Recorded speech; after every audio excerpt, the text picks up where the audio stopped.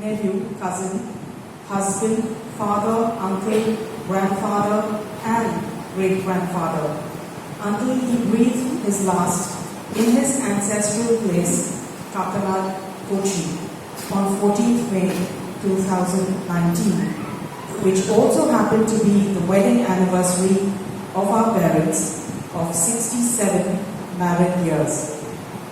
Dad was a legend, and one would need an entire book to describe him, and even that would fall short.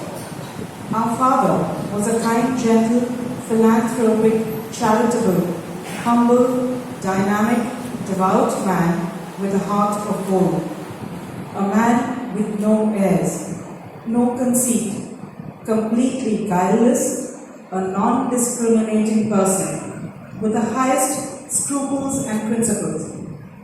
An incident I would like to share when he was in Burma as a young 3-year-old during a children's party at a club held by the ladies. Dad had won a prize and went up along with the rest of the children to receive it. Suddenly, the chief guest picked him up and asked, "Whose child is this?" And when my grandmother approached, the lady explained, "This child is the only one among all the kids who said thank you." Daddy had this in his DNA with God's grace to be courteous and humble. He would say thank you, please, sorry, even to his great-grandchild, and not feel belittled. We know him from what he has experienced from his Christian ways. From the Bible, only one leper from the 10 turned back to thank Jesus. Daddy did not have to read the Bible to espouse the Christian faith. He was blessed with it from his birth. Our father was a man like no other, who paid the greatest respect to his parents, elders, and distant relatives and close family. He relocated to Hyderabad with his first and only job at ITC and later VST. Even so, he would make road trips to Kochi every summer to visit his parents. Nearly 20 such road trips were made with narrow misses, close shaves with his life and his family's, and breakdowns on the one-way, broken road with no GPS, just road maps. He was determined to foster family values by instilling this bond to connect with uncles, aunties, grandparents, and distant relatives. Daddy was never grateful for what he received from his parents, even if it was disproportionate. Daddy never shared details of any hurt, humiliation, or problems he and Mummy bore. Nor did he criticize or judge. He was a self-made man, an individual who never asked for favors. Daddy advocated ways of change way before his time, be it using solar energy, using electric cars, changing to CFL bulbs, address water issues to save water. Right from his first salary, he sent some percentage to the Don Bosco orphanage way back in 1948 onwards. Even when he has faced financial difficulties later when he retired, he never stopped his charity. He never revealed what or how much he gave or donated. A man is never complete without a sense of humor. His eyes would twinkle with mirth and his belly shake with laughter when he heard a joke. He would crack a rib-tickling one-liner with a poker face.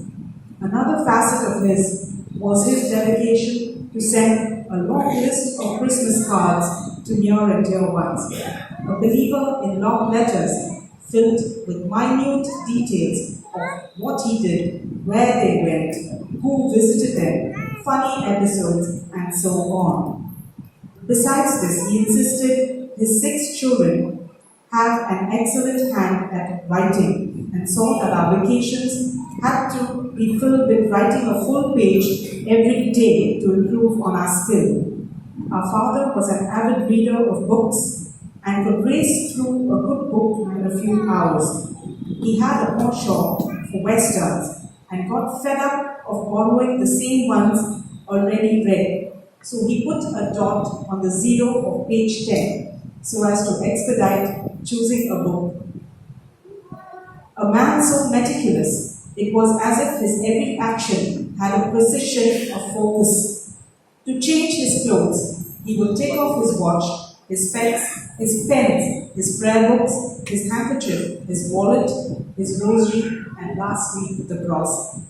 The cross was gifted to him by a very close father, Father Peter Lewis, a renowned Jesuit priest from Nasik, where these were made. Daddy was very sporting, and due to his love for sports, his craze for bikes and cars, he excelled in instilling this in his children.